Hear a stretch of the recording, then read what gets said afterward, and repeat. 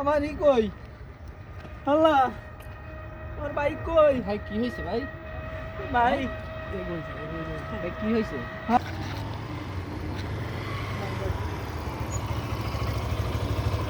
আসসালামু আলাইকুম ভাই, ভালো আছেন? ভাই দেখেন তো, আমি এই যে অ্যাড্রেসটা খুঁজে পাচ্ছি না, একটু অ্যাড্রেসে যাবো। আপনি চিনেন নাকি? দেখেন তো।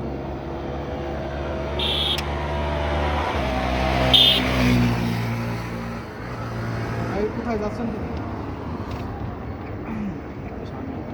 আচ্ছা আচ্ছা, বাইক কি আপনার? হ্যাঁ বাইকের চাবিটা একটু দেন তো ভাই। বাইকটি একটু নামেন ভাই।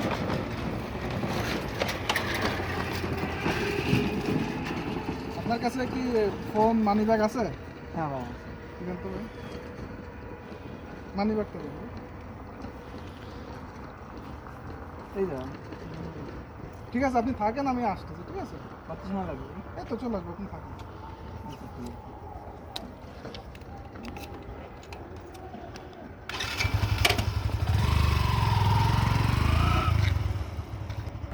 আমার বাইক আমার মানি ব্যাগ আমার ফোন আমার বাইক কই ভাই কি হয়েছে ভাই? ভাই ভাই কি হয়েছে? ভাই আমি আমি কিছু বুঝছি না ভাই। আমি একটু আগে বাইক নিয়ে আসছি ভাই, হ্যাঁ বাইক নিয়ে আসছি। এখন আমার তো এই কাগজটাগুলো কে ঢাকাই দিল।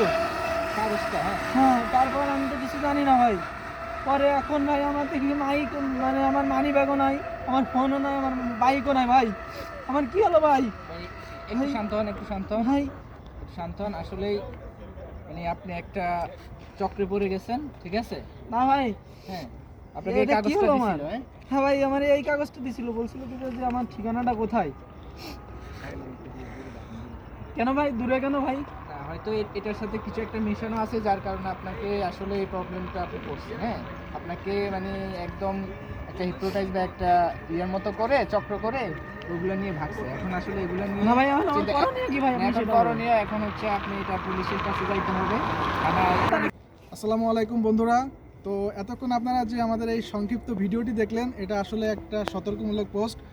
বর্তমান আমাদের এই ঢাকা শহরে, এই যান্ত্রিক শহরে বিভিন্ন এই অকারেন্সগুলো হচ্ছে। একটা চক্র আছে যারা এরকম একটা কাগজ এনে বিভিন্ন কাজে, হ্যাঁ, কাজের মাধ্যমে বা হচ্ছে এই পেপারটা আপনাকে দেখিয়ে তারা জানতে চাইবে, এবং আপনার কাছে যে জিনিসগুলো আছে তারা আস্তে আস্তে সবগুলো এগুলো নিয়ে যাবে।